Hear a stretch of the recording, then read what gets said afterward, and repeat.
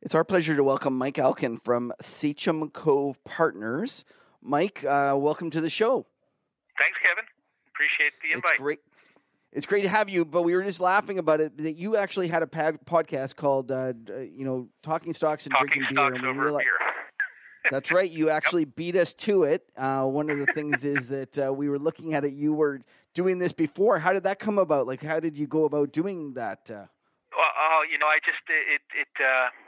I just thought it would be fun to do, and I started it, and it was one of these things where because I was talking a lot about uranium, I was speaking at some different conferences, and I thought, well, let's give this a shot, and because I originally realized that it's such an opaque, complicated industry that it would probably be interesting for people to get a look behind the curtain of how the industry works.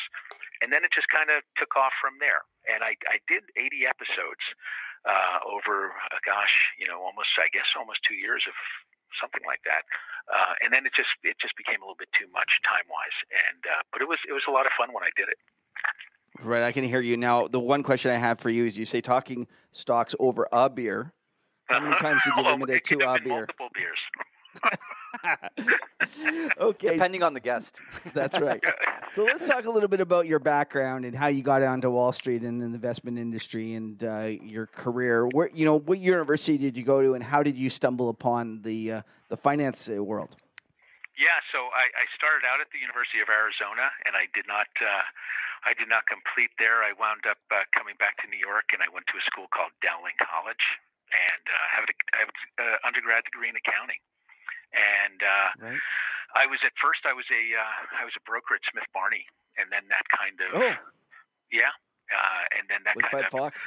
Yeah, way back in the early 90s, and then I wanted to get into financial journalism, and so I went to a school called Iona College and started a master's in journalism. And then I was working at.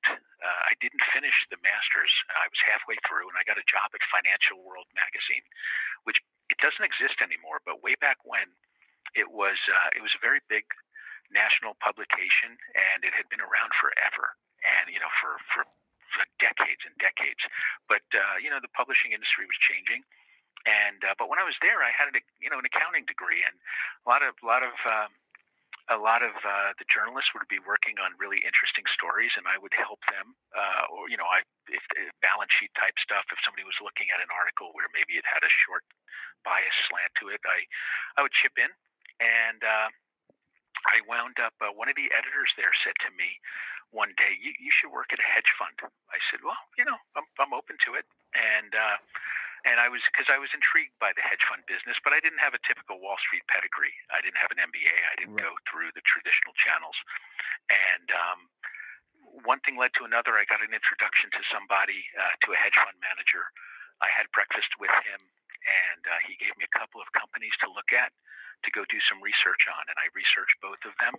I gave him my opinion on them. I said they were both shorts, and they were. And they both crashed and burned, and he called me up shortly thereafter and said, "When can you start?" And that's how I got my start at a small hedge fund where I was a dedicated short seller, and it was a great way to cut my teeth in Wall Street, really looking at things from the short side, and it's where you really realize that so much of investing is art versus science, and how to do fundamental primary research in the field, away from Wall Street, away from the noise, reading the balance sheets and cash flow statements and income statements. They say one thing, but then it's about matter of going out into the field and talking to myriad people, whether it's customers, suppliers, former employees, and then putting that mosaic of information together to confirm or refute what you think the numbers are telling you in the financial statements. And that's how I got my start. When you were at that short hedge fund, did you guys run a concentrated book? Like, was it one of these firms that's like 10 names that they're short? Great question. So there were two funds within the one fund. There was a long short fund, and then there was a short only fund. And it was fairly, back then, it's very interesting. Back then, in the mid-ish part of the 90s, what you had was a very different hedge fund industry than exists today. Today there's I don't know 8,000-9,000 hedge funds, and the reporting requirements to investors, constant communication, monthly reporting, and so on and so forth. Back then it was very different. There were maybe less than 1,000. I think there were like 500-700 hedge funds, and you might write a quarterly report. Maybe every half year you would write a report. And there wasn't the huge institutional money that was in the space. A lot of high net worth people and some institutional money was coming into the space. But what that allowed you to do was, when you're looking, it's an absolute return vehicle. So your goal is to be up, whether the market's up or down. And a lot of what you're looking for are ideas that are not consensus. And when something isn't consensus, it's either out of favor or it's on the long side or too much in favor on the short side. And you don't get inflection points right away, but you're seeing something that leads you down the path to look to see if there's some sort of asymmetry in the risk reward that people may not be looking at. Well, that takes time. And so back then, it was much easier to do because you didn't have to constantly report your numbers every month. Right? It was you could have a bad month, you could have 2 bad months, and it's a very different ballgame right now. So as far as portfolio concentration, yeah, we were fairly concentrated. There are so few good ideas in any given year that when you find a good one, or 2 or 3 or 5, you make your bets. So it was a great experience to understand not just how to do fundamental research, but all that started my knowledge base of portfolio management.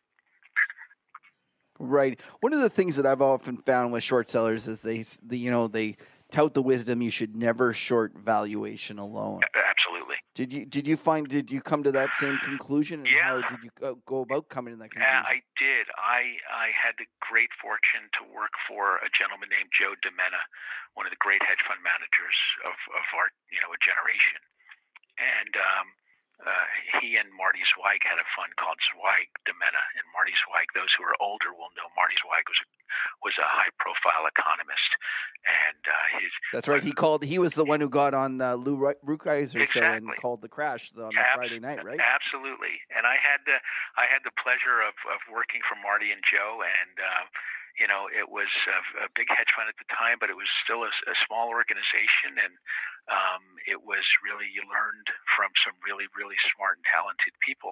And one of the things I learned from Joe is you don't short valuation. And I learned that very early in my career. And who are you to be the arbiter of what somebody else will pay for a stock, right? And so you need to, it certainly can come on your radar screen that there's some sort of a valuation disconnect.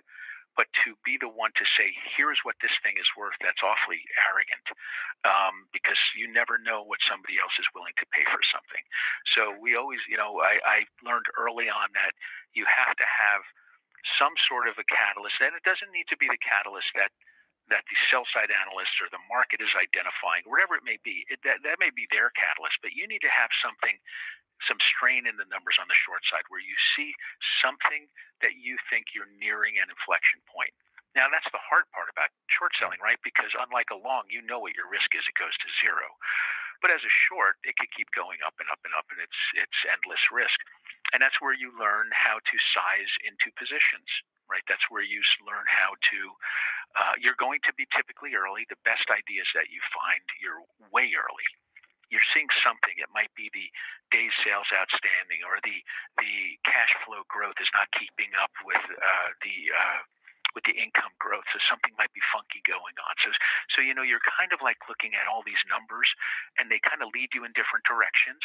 And then when one starts to add up to another and another, and they start piling up, now you know where to go out into the field and do your work. Is it inventory? Is it receivables? What's going on there? Who do I need to talk to? And then it's a matter of saying, okay, this is what I see. I think that there's good reason that they're going to miss the estimates, let's say. But now it's a matter of figuring out when that is, and then sizing into the position. And the thing you learn is to start small. You can't be a hero, and it's okay. You're going to be early. and the stock's going to go against you. But you want to have someone, there's the old thing as a PM, if it's not on the sheets, you forget about it. So you put a little bit on the sheets meaning in the portfolio, and then you start doing the work, and then it just kind of takes a life of its own. Depending on how many names you have in your portfolio as an analyst or a PM, you tend to, as you do more and more work and uncover more and more, it takes more of your time, and then you start to either develop or not develop conviction in it, and then you start to size accordingly. And a lot of it is understanding, with bigger names, mid-sized, larger cap names, is what are Wall Street's expectations? Because, right, it's an expectations game. Are they going to meet, beat, or miss the numbers? And it's hard to get that right on every quarter because companies can pull magic out of the hat. So you have to try and prepare for what can this company do? What levers can they pull to make these numbers? Especially if it's a company that's very consistently playing the beat and raise game. They beat and they raise estimates. What is it that they can do? And then as you start to narrow down and they become more boxed into a corner, you start to think about, maybe I need to start getting bigger here. If you're getting field confirmation and you're seeing it in the numbers. So it's really, there's a lot of art that goes to that. And it's still really hard. Right, so that you're going to take it on the chin a lot. Yeah, no, it's a tough game, and that idea of going small at first because expecting it to go against you is so kind of wise. And I'm thinking to myself, how many times have I gone and looked at a short name and gone too big, too fast, and found that the valuation just keeps rallying in my face. Yep. So when you were talking about that hedge fund, was that the original hedge fund, or was that your second hedge fund? That was my second fund, right. My first one was a smaller one. It managed maybe $150 million. The first one. And then the second one was a $10 billion fund. Right. And so did you stay, how long did you stay there, and what did you eventually become a long short manager? I did. I was there a few years, and then I moved on. It was a tremendous education, and those were 80, 90, 100-hour weeks, and which I loved, and I learned so much out of it. And then I had an opportunity to to grow in my career, where I was able to take on more of not just a short selling role, but I was able to morph into. Now it was like the next stage for me, and it was to be able to do. I was introduced through a very good friend who's now become a very good friend of mine, a guy running a fund, and I was able to become more of like special situations on the long side, looking for deep out of favor industries, and they were a value manager, and then I was able to also do short selling because for having whatever that was, 5 years of short selling experience really was a lot. And having learned at the feet of some really smart people, I was able to bring that expertise on the short side. And I say expertise, you're never expert at anything, but you have the experience and you learn from your mistakes. And so it was there that I was able to do that as a long short. I started to develop really my skills as a long, deep value manager, analyst. And then from there, after a few years, I was offered a partnership at a $4.5 billion hedge fund, where I was able to. I went in as a partner, stayed there for several years, where it was a much more full blown portfolio, bigger position, and I was able to really. It was wonderful because my boss, the general partner of the fund, had the fund for. By that time, he had it for probably 25 years, had a terrific track record, and really that's where I learned the art of patient value investing, where you are able to have an opinion that's quite contrary to what the market is pricing in the stock at the given time. But again, from doing that field work, the fundamental analysis, and then really saying, now here's the flip side of that on the long side. What is the market pricing in right now? And you typically find this in cyclical businesses where there's peaks and troughs. And around troughs and around peaks, people price in recency bias. They price in what has happened recently into their forward forecasts. And the blinders go on as to normal cycle. What could happen when things turn, when supply is restricted and demand starts to accelerate a little bit? What do those numbers look like? And again, that takes time for those to work out and to work through, oversupply to come out. But I was very fortunate to work for somebody who'd been through many, many cycles and didn't turn on his Bloomberg screen some days and didn't care what the market analysts said, what the sell-side analysts said.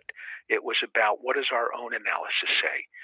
Expectations may be fine, that's okay, but the price is so washed out right here that there's very little downside and significant upside. And that's really where I started to hone in on, and as an analyst, by the way, Kevin, when you start out, you don't know anything. You're happy to have a job. Okay, I'm a short seller. Great. It happened to it happened to fit my personality. Those who know me, my close friends, my family and friends would say I'm a pretty go along, get along guy. But in the way I look at the world, I'm skeptical. I'm very skeptical. I'm very contrarian. And so that fits as a guy who's a short seller. It also fits for a guy who's a deep value long investor.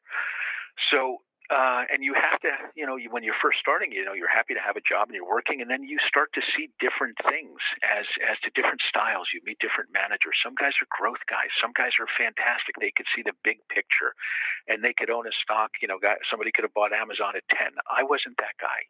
I know my strengths and weaknesses. I'm a grinder. And I know that I'm contrarian, and I know that I'm looking for things that people don't like or they like too much, right? So it just naturally fit my personality.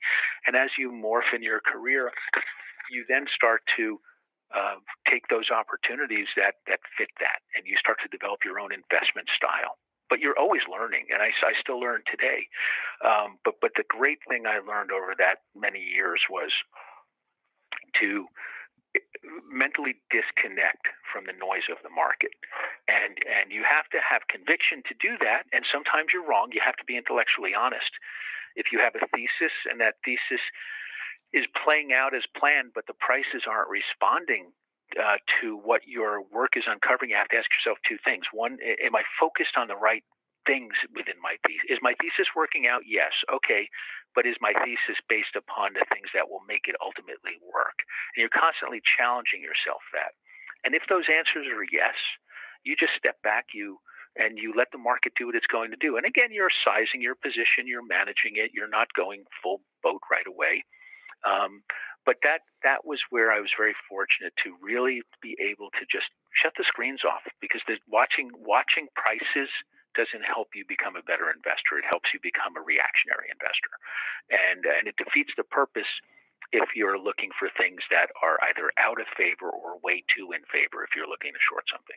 So for me, that's where I really kind of, you start to hone your skills when you start to recognize who you are as an investor, what your strengths and weaknesses are, and then really importantly, what industries do you think that you kind of could understand, and what's natural and what's not. For me, financial institutions, banks, the balance sheets of banks, they didn't make sense. I mean, I understand them from a fundamental standpoint, but they're so opaque in the sense that there's so many different levers within a bank that you just never can see what's going on. That for me, it wasn't something I was comfortable with, so I didn't do them. Biotechnology, it didn't make sense to me, right? So you learn what industries you can learn and what industries that just don't inherently make sense to you.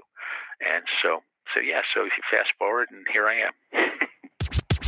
Our interview with Mike ran long, and we didn't want to stop the great conversation, so we had to cut the interview into two parts. The first you've just heard, the second half can be found after our regular segments. Make sure you tune in to get Mike's deep dive on the uranium market and the opportunities for value investors in the space.